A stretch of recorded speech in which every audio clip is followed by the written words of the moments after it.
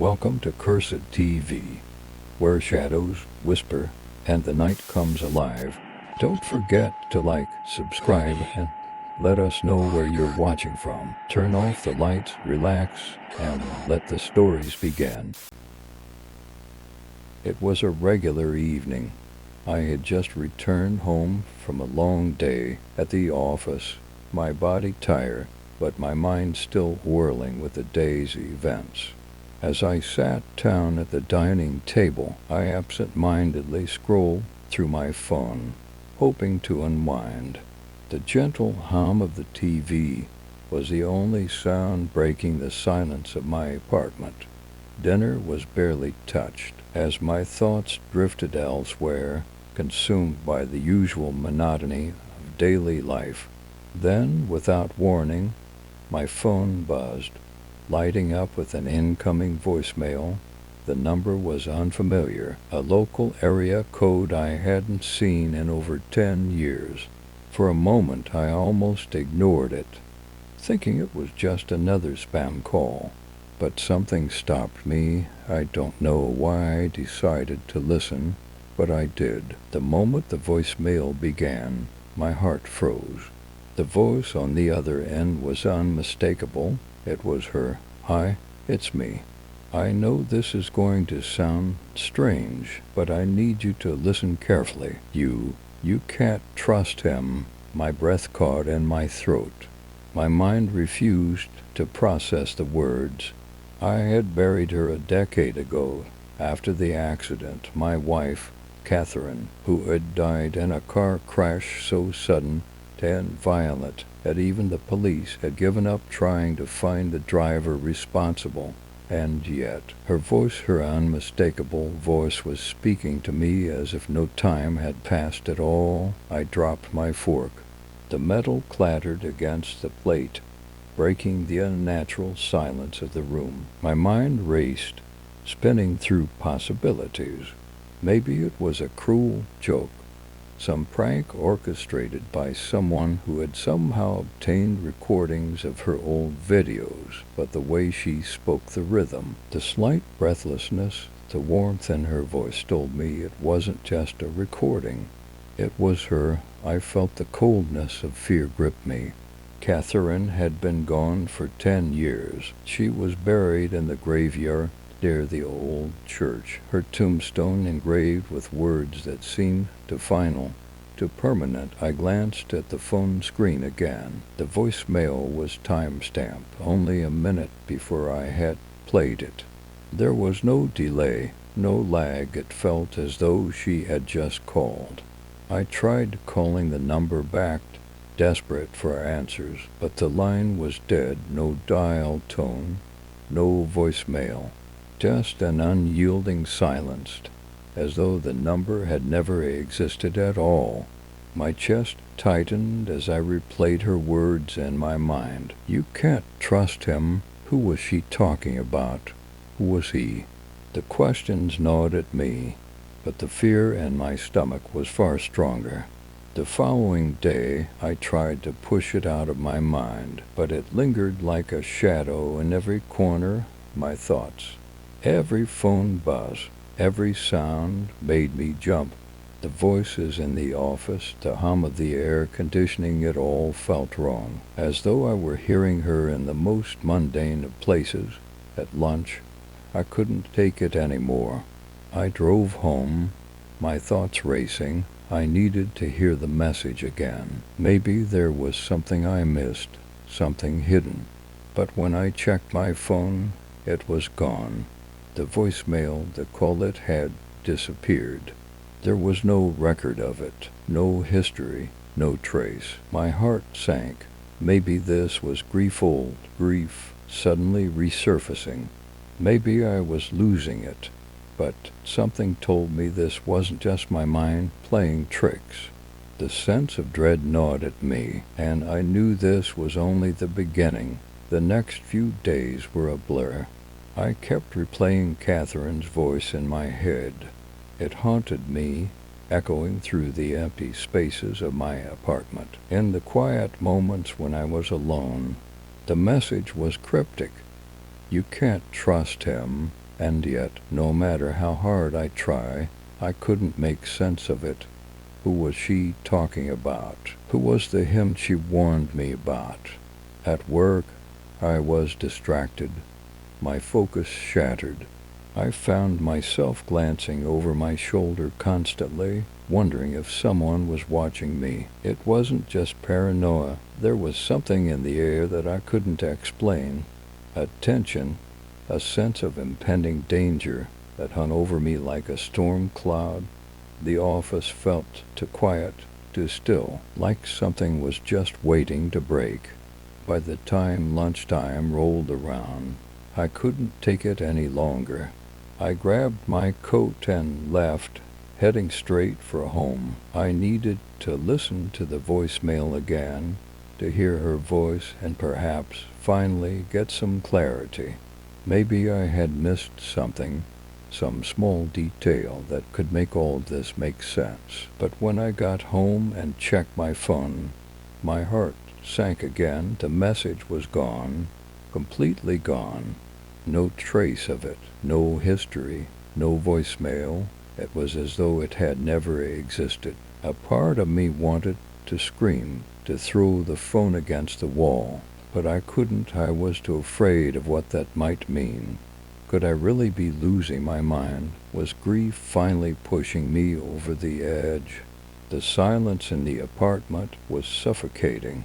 I wandered through the empty rooms, trying to shake the feeling that I wasn't alone.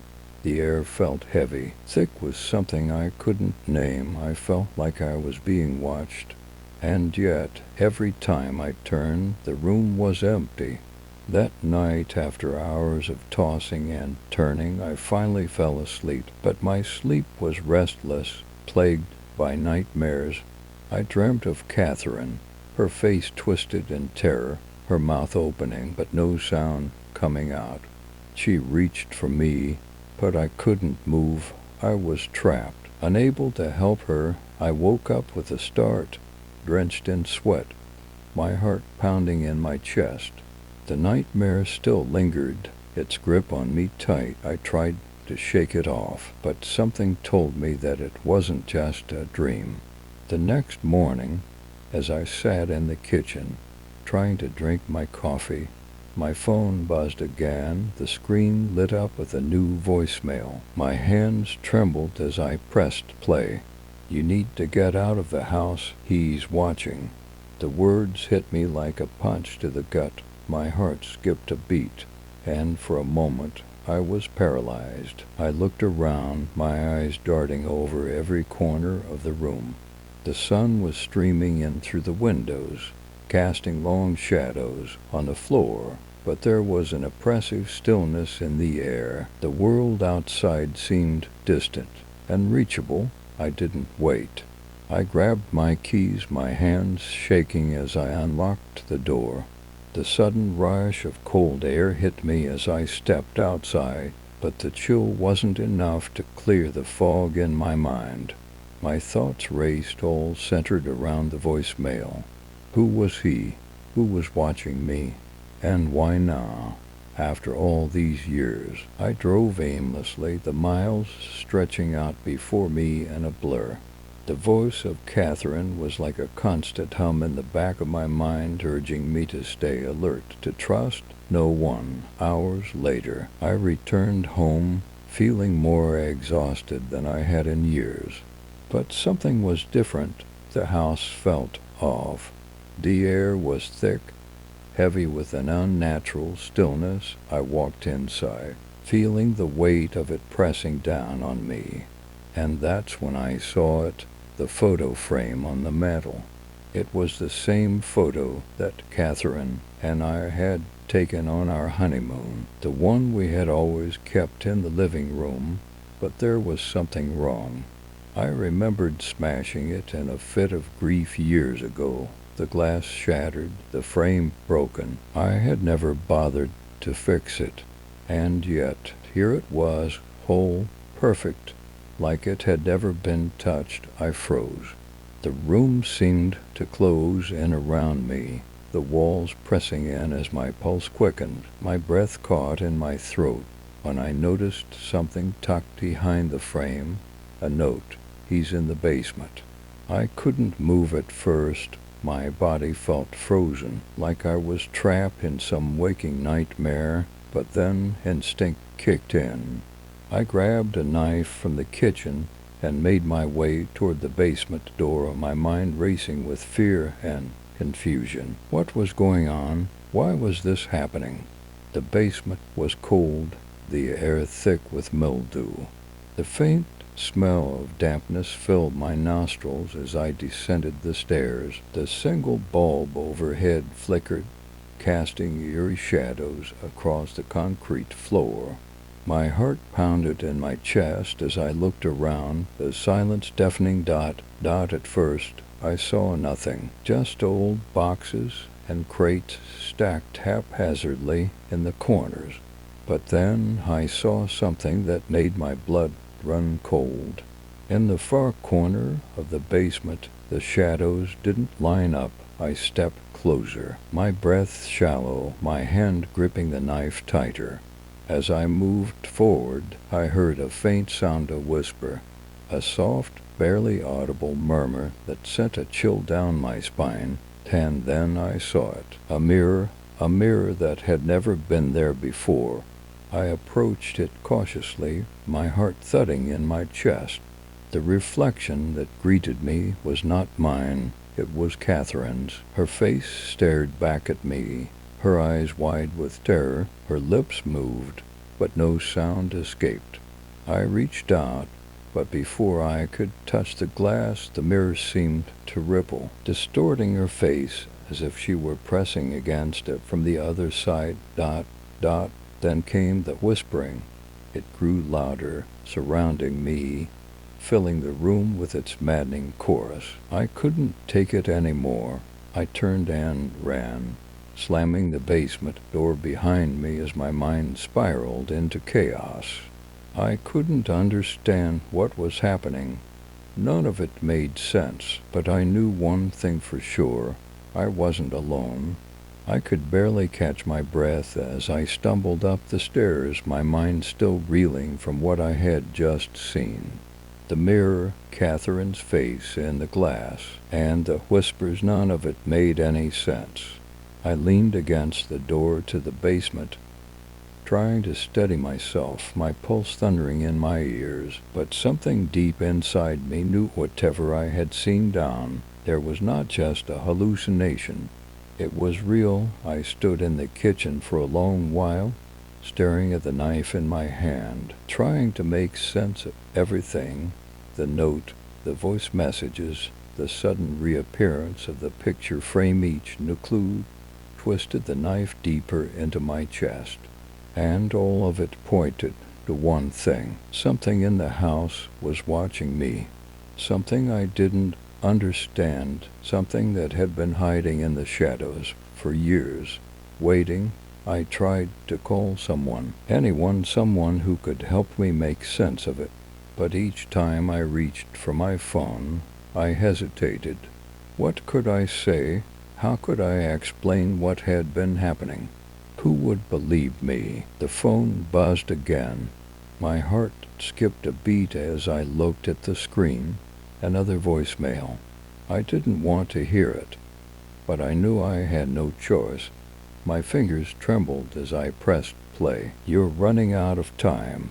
He's getting closer. You need to leave now. The voice wasn't Catherine's anymore. It was colder, darker, more sinister. The fear that had been simmering in my stomach now rose like a wave, crashing over me. I glanced around, my eyes darting from corner to corner, trying to find any sign of movement, any trace of what might be lurking just out of sight. I didn't wait this time. I bolted out the door and into my car, my breath coming in short, shallow gasps. My mind raced as I sped through the streets, the city lights blurring past me. My hands gripped the steering wheel so tightly my knuckles ached. I had no destination in mind, only the need to get away from the house, away from whatever was hunting me. I drove for hours, not caring where I went, only knowing that I had to keep moving. The fear gnawed at me, a constant presence in the back of my mind. It was like something was following me, always just out of reach, waiting for me to let my guard down. When I finally returned home, the sun had long since set, and the house felt colder than ever. The lights were dim, the shadows stretching long across the walls, as though the house itself was breathing, watching. I made my way inside slowly, not daring to look behind me. The air in the house felt thick, suffocating, like something was pressing against my chest. And then I saw it. The basement door was slightly ajar. I hadn't opened it. I hadn't dared to go back down there, but now it was opened, and I could see the faint glow of the single bulb below. My heart skipped a beat. I stood frozen in place, staring at the door.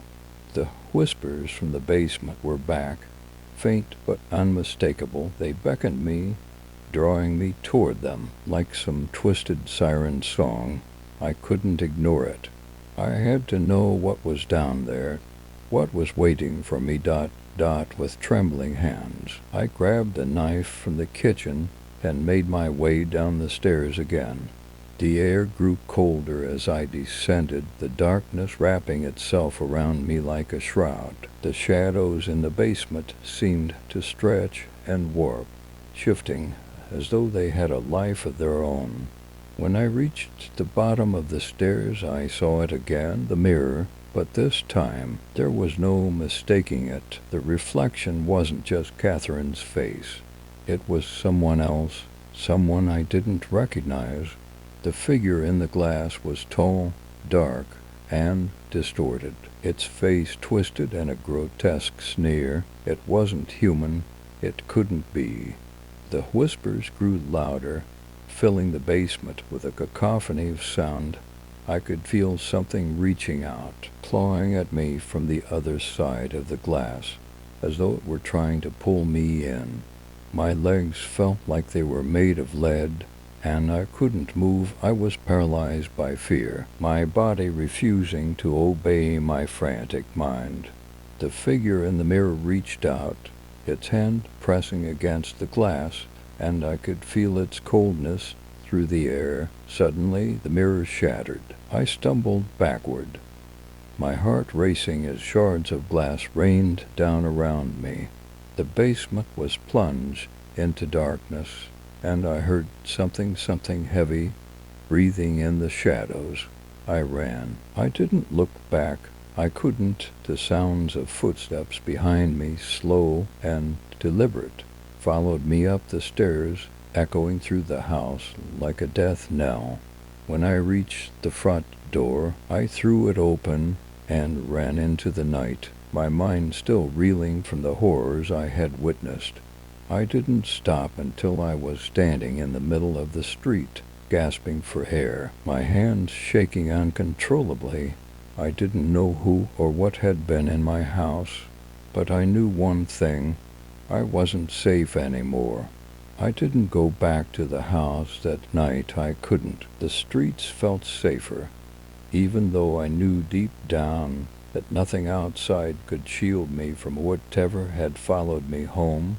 The night air was cold, biting at my skin, but it was nothing compared to the chill that had settled in my bones. I wandered through the streets aimlessly, my mind reeling from the events of the evening. The mirror, the figure, was it all a hallucination, a nightmare made real by the stress, the grief, the isolation? I found myself at a diner, a small 24-hour place on the edge of town. The bell above the door jingled as I stepped inside, and I was greeted by the smell of stale coffee and grease. The waitress behind the counter gave me a strange look, but I ignored it, sitting down in the corner booth. My hands were still trembling as I reached for the menu. I didn't want food. I needed something else. Answers. I needed someone to explain to me what had happened, what was happening, but no one could. No one would. The phone buzzed again. I froze. There was no way I could ignore it this time. Slowly, I reached for the device, my heart pounding in my chest. The voicemail icon stared back at me, mocking me. I pressed play. "You're still here, aren't you?" The voice was unmistakable, Catherine's voice. "I don't know how much longer you can stay. He's getting closer, and I can feel him. He's everywhere, watching. And when he finds you, there's no escape." Her words echoed in my mind. Every cell in my body screamed for me to leave, to run, to hide, but I was paralyzed. There was no safe place. No place I could hide from whatever was stalking me. "Don't go back to the house," the voice continued. "If you go back, it's over. The mirror, it's not what you think. You don't understand. It's not me, it's him." The voicemail ended abruptly, as though someone had cut it off mid-sentence. I sat there for what felt like an eternity, my hand still clutching the phone, my mind racing. What did she mean? Who was he? And why was the mirror so important? I looked up at the waitress, who was watching me curiously from the counter. Her expression was unreadable, but I could see the faint flicker of concern in her eyes. "Are you okay?" she asked, her voice gentle but laced with something I couldn't quite place. I didn't know how to answer. How could I tell her what had happened? How could I explain that I was being hunted by a shadow, by a reflection that wasn't mine, by a figure that lurked in the darkness of my home? "I'm fine," I lie, forcing a smile, "just a little tired." But even as I said the words, I knew it was a lie. I wasn't fine.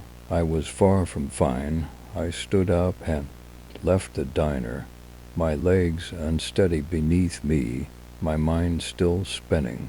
I didn't know what to do anymore. I couldn't go back to the house. I couldn't go to the police. They'd think I was crazy. I was already starting to doubt my own sanity.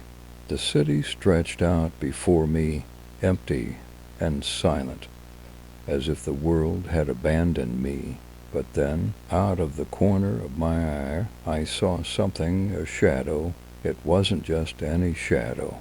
It was too tall, too thin, its shape too distorted to be real. I froze in place, my breath catching in my throat as the figure moved slowly toward me, its steps deliberate and measured. I backed away, my heart racing, but the figure didn't stop. It kept coming, and then it spoke. "You can't run." The voice was low, almost a whisper, but I recognized it immediately. It wasn't Catherine's. It wasn't anyone I knew. It was the figure from the basement, the one in the mirror. I turned and ran, my feet pounding against the pavement, the shadow's footsteps echoing behind me. I didn't know where I was going. I didn't care. All I knew was that I had to get away. I ran until my lungs burned, until my legs gave out beneath me. I stumbled into an alley, panting, my hands gripping the walls for support. But when I looked up, the shadow was still there. It was closer now, looming just beyond the dim light of the street lamps, its form shifting and warping, as though it were made of smoke. Its eyes gleamed in the darkness, the bright, predatory points of light that pierced through me. "You're not getting away," it hissed. I didn't know what it wanted. I didn't know what it was. But I knew one thing for sure. It was real. It wasn't just a figment of my imagination. It was here, and it was coming for me. I tried to scream, but no sound came out. My throat was dry, my voice lost in the terror that had overtaken me. The figure took another step forward, and I stumbled back, my back hitting the cold brick wall of the alley. There was nowhere to run, nowhere to hide. And then, just as I thought the shadow would swallow me whole, it stopped. I blinked, confused. The figure was no longer moving. It was standing still, its head tilted as though it were studying me. For a moment, everything was silent, and then it spoke again. "Why do you think it's me you're running from?" I didn't understand. What was it saying?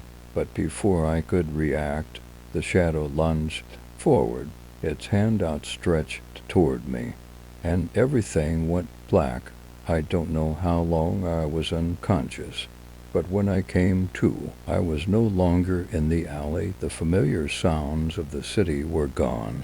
The air was thick with an unnatural stillness, the kind of silence that presses in on you, suffocating. My head throbbed, and for a moment I thought I was still dreaming. But then I realized that I was no longer lying on the cold, damp ground of the alley. I was in a different place altogether. The walls around me were made of rough, cold stone. The faintest light flickered in the distance, casting long, eerie shadows that seemed to stretch forever. I tried to move, but my body felt heavy, as though it were encased in cement. My limbs refused to obey me. My mind clouded with a sense of dread I couldn't shake. Where was I? How did I get here? My breath came in shallow gasps as I struggled to sit up, my hands gripping the stone floor for support. It felt like a tomb, the air musty and thick with dust. The faint light ahead grew brighter as I strained my eyes, trying to make sense of my surroundings. And then I saw it, the mirror. It stood at the far end of the room, tall and narrow, its surface reflecting nothing but darkness. There was no light source in the room, yet the mirror seemed to shimmer, an almost magnetic pull drawing me toward it. The whispers were back faint at first, like a murmur at the back of my mind, but they grew louder as I moved closer. "Don't look into it," a voice whispered from the shadows. I froze. The voice was familiar, but not Catherine's. It wasn't the figure from the alley either. This voice was different, calm, yet filled with an unnatural authority. It felt like it had been waiting for me to arrive. "Who are you?" I croaked, my voice hoarse from the fear that gripped me. The figure stepped into the dim light, revealing itself fully for the first time. It was tall and slender, dressed in dark, flowing robes that seemed to merge with the shadows themselves. Its face was obscured by a hood, but I could feel its eyes on me, sharp and penetrating. "I am the keeper," the figure said, its voice echoing in the stillness. "The keeper of memories, of lost things." I swallowed hard, my throat tight. "What do you want from me?" The figure tilted its head, its presence looming over me. "You were never meant to find this place, but you did, and now you must pay the price." I didn't understand. None of this made sense. "What is this place?" I asked, my voice trembling. "Why am I here?" "The mirror holds the key," the keeper said. "The mirror reflects what is hidden, what is buried deep within. You've seen it, haven't you? The thing that haunts you, the thing that wears her face."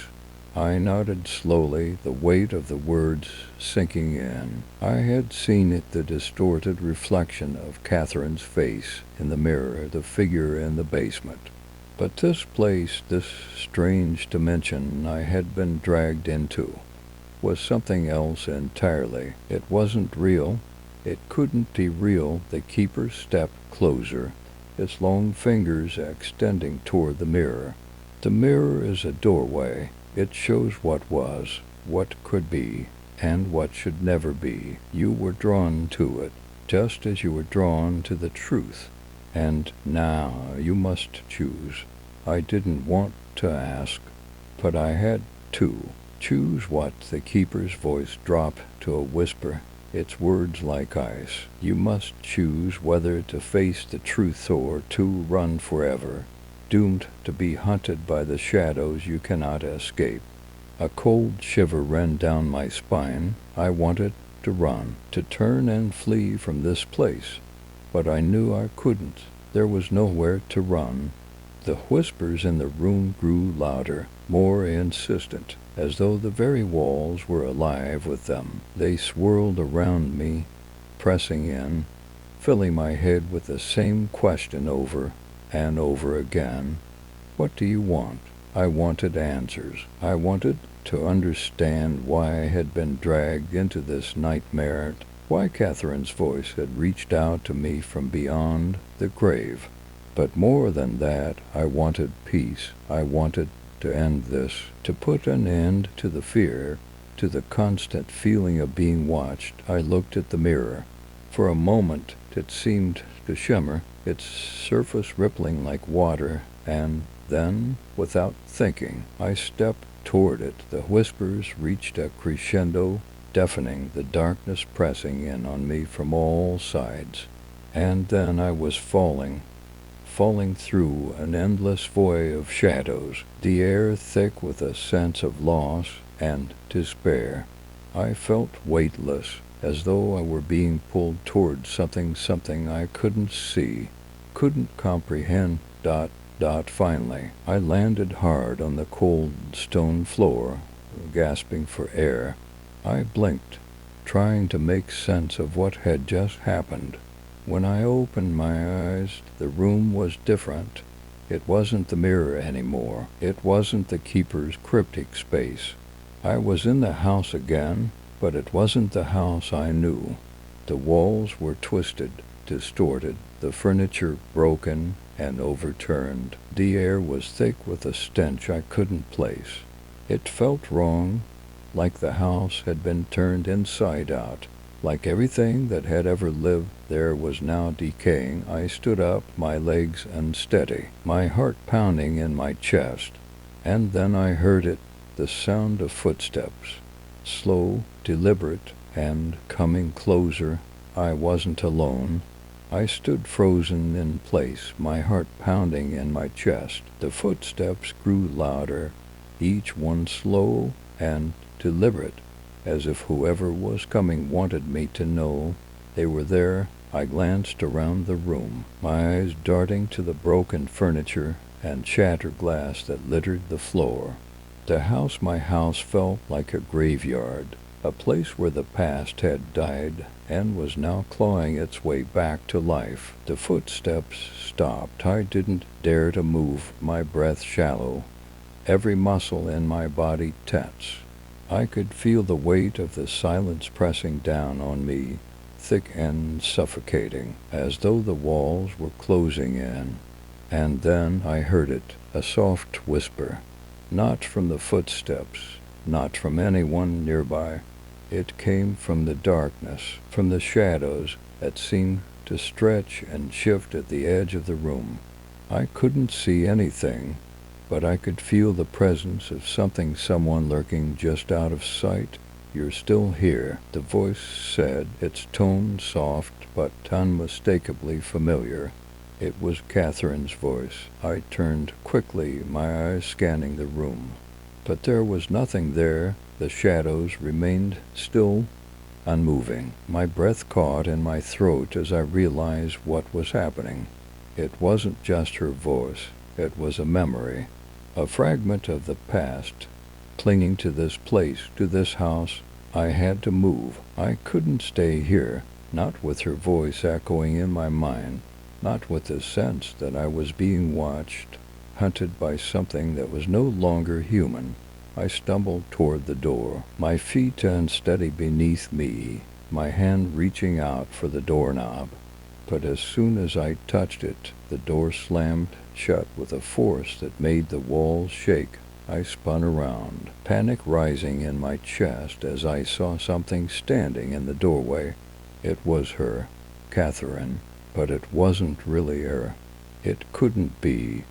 Her face was twisted, her features warped into something grotesque, her eyes widened and blinking, staring at me with a hollow, empty gaze. She stood in the doorway, her body unnaturally still, as though she were waiting for something, waiting for me.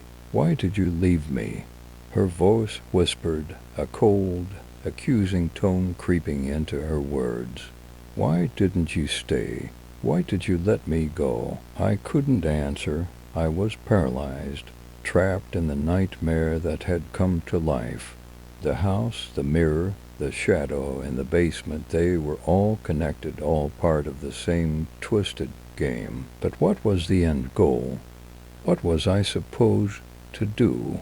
I felt the walls close in again, the room shrinking as the air grew thicker, heavier. It was suffocating, choking the life out of me, as though the house itself was trying to swallow me whole. I turned away from Catherine, away from the twisted version of her that stood in the doorway, and ran. I didn't know where to go. I didn't know what to do. But I couldn't stay here. I couldn't stay in this house. Not with the echoes of the past chasing me. Not with the shadow closing in. I ran down the hall, my footsteps pounding against the warped wood floors, my mind racing as I tried to find an escape. I could hear her voice following me, growing louder with every step, calling my name, pleading with me to come back. "Don't leave me," she screamed. "Please, don't leave me again." I turned a corner, nearly tripping over a broken chair, my breath ragged as I sprinted toward the back door. I could see it now, just ahead, the faint outline of the exit, bathed in the dim light from outside. But as I reached for the handle, I felt something cold press against the back of my neck. I froze. My skin crawled as a chill ran down my spine. I didn't want to turn around, but I couldn't stop myself. Slowly, I looked over my shoulder, and there it was, the figure. It was tall, its face obscured by a hood, but I could feel its presence, its eyes boring into me from the shadows. It was the same figure I had seen in the basement, in the mirror, the one who had whispered to me in the darkness. "You can't escape," it said, its voice like gravel, rough and unfeeling. "You're already mine." I opened my mouth to scream, but no sound came out.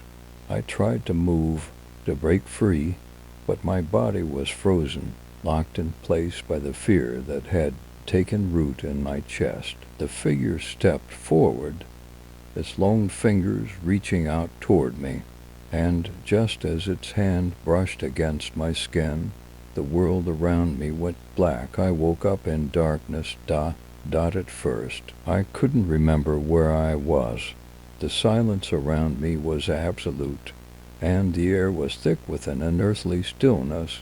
My head pounded, and I could feel the weight of the void pressing against my body.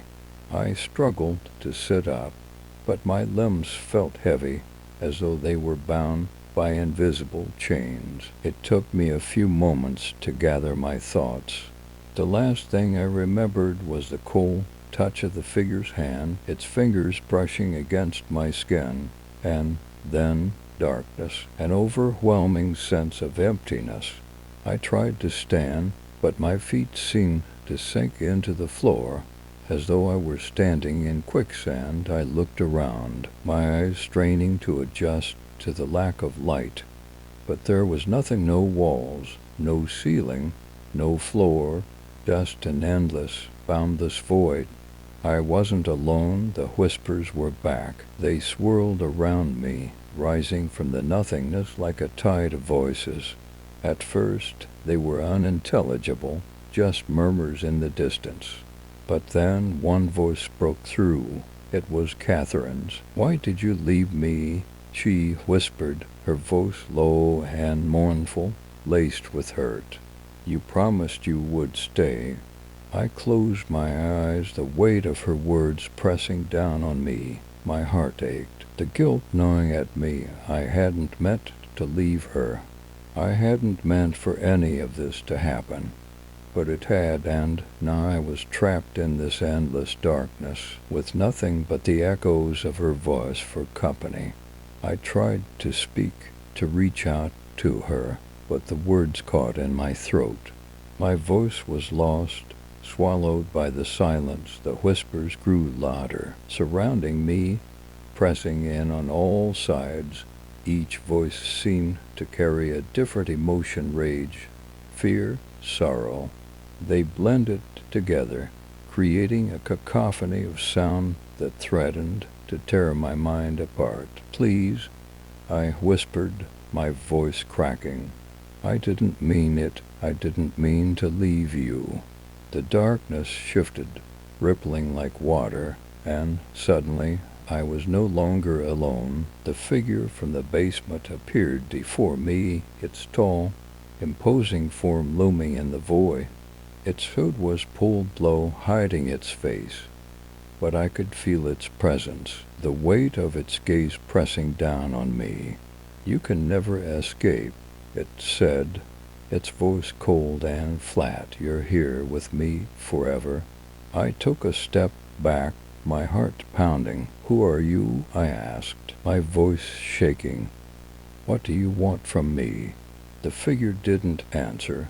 It simply reached out, its long, pale fingers stretching toward me. I couldn't move. My legs were frozen in place, my body paralyzed by an unseen force. "You're already mine," the figure repeated, its voice growing more insistent.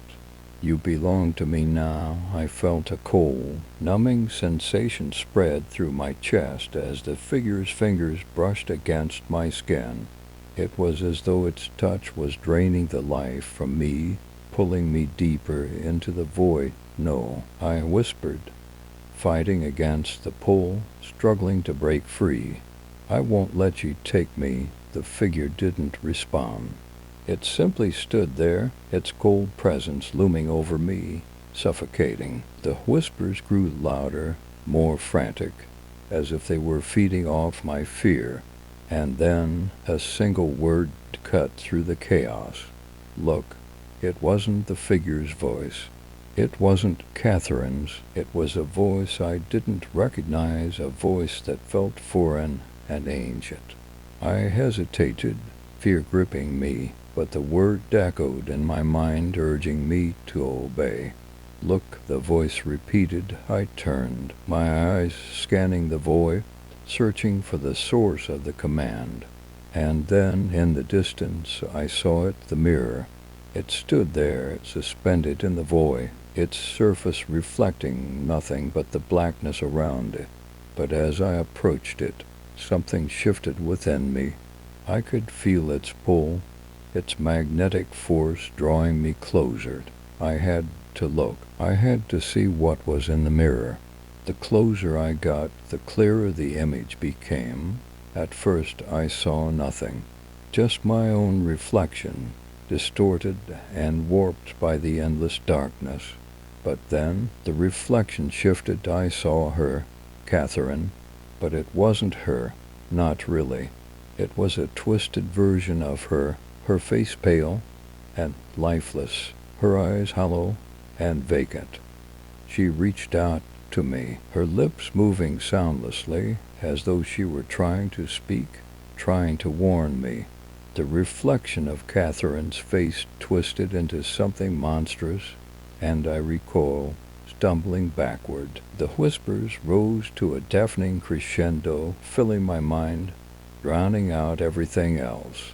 "She's gone," the figure said, its voice dripping with malice. "You can't save her. You can't change the past." I turned away from the mirror, my heart racing.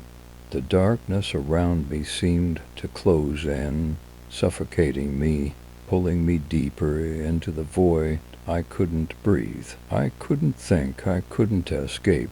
And then I heard it, a voice, not from the figure or the whispers, but from somewhere deep within me. "Run." I didn't question it. Without thinking, I turned and ran. The darkness seemed to stretch on forever, but I ran, my feet pounding against the nothingness, desperate to escape. The figure's voice, Catherine's voice, the whispers, they all followed me, chasing me through the void. But I kept running. I didn't know where I was going. I didn't know if there was an end. All I knew was that I couldn't stop. I couldn't give in to the darkness.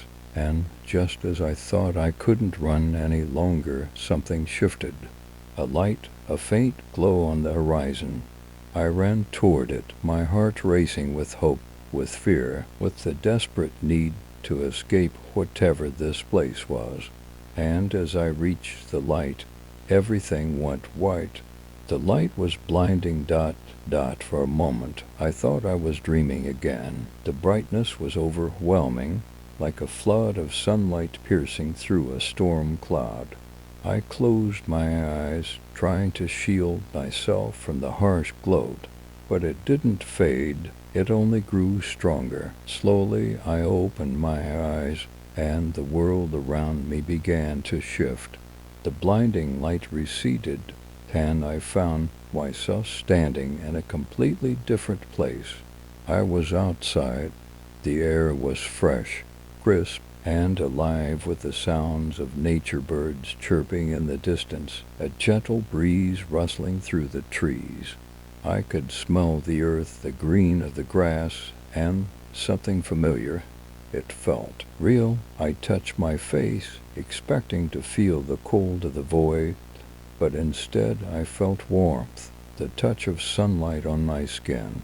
I stumbled forward, my feet unsteady beneath me. It was as though I had just woken up from a long, terrible dream. My body felt lighter, less burdened, and yet the weight of everything that had happened still hung heavily in my mind. Was it over? Had I finally escaped? I looked around, trying to make sense of where I was. The place was unfamiliar, but it was peaceful, so unlike the darkness I had just left behind. The trees around me were tall and ancient, their branches swaying gently in the breeze. There was a path winding its way through the forest, and it seemed to beckon me forward. But as I took a step, I hesitated. Something was wrong. The peace felt fragile, as though it were a mask hiding something darker beneath it. The air felt thick with a tension I couldn't explain, like something was watching me from just beyond the trees. I heard the whisper again, soft and insistent. "You can never escape." The voice sent a chill down my spine. It was the same voice that had haunted me in the dark, the same voice that had followed me through the house, through the mirror, through the void. But this time, it wasn't just a whisper. It was more an overwhelming presence, a force that I could feel in the pit of my stomach. I turned around, my eyes scanning the forest behind me, but there was nothing there, no figure, no shadow, just the trees swaying in the wind. But I couldn't shake the feeling that I was being watched, that whatever had been following me was still here, in this place, hidden in the silence. I took another step forward, my heart racing, my body tense. I didn't know where the path would lead, but I had to keep moving. I couldn't stay in this place of false peace. I needed to know the truth. I needed to understand what had been happening, what had brought me here. And then, as if the world itself had heard my thoughts, the sky darkened. The peaceful light that had surrounded me flickered, and a shadow spread across the ground, swallowing the warmth of the sun. The breeze stopped, and the forest grew eerily still. I looked up, my breath catching in my throat. Above me, the trees twisted, their branches bending unnaturally, forming an arch that seemed to lead somewhere deep within the forest. The path ahead of me grew darker, the air thickening, as if the very world itself was folding in on itself. The whisper came again, louder this time, "You will never leave." I didn't know what to do. I didn't know where to turn. The forest felt like a trap, the path like a prison, and I was the prey. But then I saw something at the end of the path. A figure emerged from the shadows. It was Catherine, but not the Catherine I had known. Her eyes were empty, her face pale and cold, like a lifeless mask. She stood motionless, her gaze fixed on me, as though waiting for something. I took a step toward her, my heart pounding. I had to know, I had to face whatever this was, whatever it had become. Catherine, I whispered, my voice trembling. What is this? What's happening? She didn't answer. She simply stood there, her expression unreadable. And then, in the distance, I saw something else, a mirror. It was the same mirror from the house, the one in the basement, the one that had reflected Catherine's twisted face. But this time the mirror was different. It wasn't just reflecting the forest, it was reflecting something else. Me. I stepped closer, my eyes locked on the reflection, and there, standing in the mirror, was the same version of me I had seen earlier, distorted, twisted, as though the reflection was trying to break free from the glass. I felt a shiver run down my spine. The mirror was showing me something I couldn't escape. It was showing me the truth, the version of myself I had tried to ignore, the one that had been lost in grief, in fear, in the darkness. I turned away, trying to tear my gaze from the mirror, but the reflection still lingered in the corner of my mind, pulling me back. And then, as if the world had finally given in to the darkness, the ground beneath my feet began to crack. The ground trembled beneath my feet, the cracks spreading like veins through the earth, splitting open the path before me. I stumbled back, my heart racing as the once sturdy forest floor began to shift and break apart, swallowing the trees and the light around me. The air was thick with a strange pressure, as though the very fabric of reality was coming undone. The whispering grew louder, more frantic, like a chorus of voices pressing in on me from every direction. You can never escape. I turned to face the mirror once more, unable to resist its pull. The reflection was still there, still showing me the twisted version of myself, the broken, fragmented image staring back at me from the glass. It was a version of me that I didn't recognize, haunted, lost, as if I had been consumed by everything I had tried to bury. I reached out toward it, my fingers trembling, as if I could somehow touch the truth in the reflection, as though that might pull me back from the abyss. But the mirror's surface rippled like water, distorting the image, and suddenly I saw something else, something far worse. A shadow moved behind me, tall and twisted, stretching across the ground, its form distorted by the cracks in the earth. The figure from before, the one I had seen in the basement, the one that had followed me through the darkness, was standing just beyond the mirror's surface, its eyes glowing in the reflection. It wasn't real. It couldn't be real, but it was. I turned around, my breath coming in short, frantic gasps. But when I looked back, the figure was still there, moving closer, its form emerging from the shadow. My legs felt like lead as I took a step back, my heart pounding in my chest. The ground beneath me cracked again, wider this time, the fissures opening up like a yawning chasm, pulling at my feet. You can't run, the figure said, its voice like a rasp, low and taunting. You can't escape what's inside you. I wanted to scream, to run, to do anything, but my body refused to move. My feet were glued to the ground, the darkness seeping into my bones, freezing me in place. The shadow loomed closer, its presence suffocating, its gaze heavy and unyielding. There was no escape. The mirror's reflection began to shift again. This time the twisted version of myself reached out from the glass, its hand stretching toward me as if to drag me into the void. It wasn't a reflection anymore, it was something else, something that wanted to consume me. The distorted version of me smiled, a cruel, mocking smile, as its fingers reached closer, closer, and then the ground cracked wide open. I felt myself falling through the darkness, the world spinning around me. I reached out for something, anything to hold on to, but there was nothing, only the endless blackness swallowing me whole. I screamed, but the sound was swallowed by the void, and then, just as suddenly as it had started, everything stopped. I was floating in the dark, weightless, surrounded by nothing. The world I had known was gone, replaced by an endless expanse of emptiness. My body felt numb, disconnected, as though I no longer existed in the same way. A voice broke through the silence. You were never meant to escape. I turned, but there was no one there. The voice seemed to come from everywhere, from within me, from the very fabric of the darkness. You've been running from the truth, running from yourself. The words stung, cutting through the numbness in my chest. I tried to respond, but no words came. I tried to move, but my body felt like it was made of stone, frozen in the void.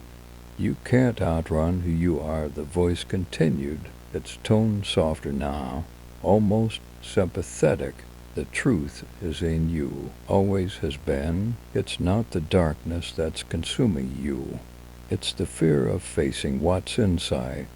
I closed my eyes, but even in the dark, I couldn't escape it. The words echoed in my mind, filling the void until they became the only thing that existed. The figure, the mirror, Catherine's twisted face, it was all part of me, my guilt, my fear, the grief I had never allowed myself to process, the loss I had buried so deep that it had consumed me. I had been running for so long, looking for answers, trying to escape the inevitable, and now the truth was here. I opened my eyes, and in the vast emptiness I saw something, a light, a faint glow, distant but growing brighter. It was the same light I had seen before, the one that had called me forward. It wasn't just an escape, it was a choice. The voice spoke again, this time softer, almost comforting. You can face it, you can let go. I wasn't sure if I was ready, but I knew that the only way out was through. The light grew stronger, flooding the darkness around me with warmth, pulling me toward it. My heart pounded in my chest, each beat louder than the last, as the void around me seemed to grow still, as though it was holding its breath. The voice, soft yet unyielding, echoed in my mind, urging me forward. You can face it, you can let go. The words felt like a promise, but they also felt like a warning. Could I really let go of everything, the guilt, the fear, the loss? Could I truly confront what had been haunting me all this time? I took a step toward the light, the ground beneath me solidifying as I moved forward. My legs felt heavy, as though I were walking through thick mud, but I didn't stop. I couldn't stop. The light was all that mattered now. It was the only thing that felt real in a world of confusion and darkness. As I drew closer, the light began to take shape, becoming more than just a glow. It became a doorway, an opening that seemed to lead into another place. The edges shimmered like a liquid mirror, twisting and rippling as though the air itself were alive. I hesitated for a moment, doubt creeping in. What lay beyond that doorway? Was it another illusion, another trap waiting to claim me, or was it my chance to finally escape the endless cycle of darkness and despair? I looked back, but the void behind me had disappeared. There was nothing left, No forest, no figure, no mirror, only the light and the door. I closed my eyes, feeling the weight of everything that had led me here, the pain, the grief, the confusion. It had all built up to this moment. The truth had been waiting for me all along, buried deep within the shadows of my mind, and the fear that had held me captive for so long. I reached out a trembling hand, touching the edge of the light. It was warm, like the first rays of the sun after a long storm. A sense of peace washed over me, and for the first time in years I felt like I could breathe. The voice spoke again, clearer now, as though it were no longer coming from the void but from within me. "You're ready." I stepped forward into the light, and the world shifted around me. The transition was not violent.